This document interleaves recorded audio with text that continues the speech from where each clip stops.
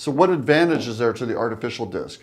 I've led clinical trials for the FDA, and I've investigated several of the artificial discs that are FDA approved. The cervical spine disc replacements show superiority over fusion in every outcome measure: neck pain, arm pain, neurologic outcome, and total success rates overall are superior, statistically superior with artificial disc replacement. I myself, I've had a fusion in my neck. I have an artificial disc in my neck. I have 3 artificial discs in my low back. We're living longer. We want to maintain active functional mobility as we age. That's what I call the 4th dimension of health: time and lifestyle.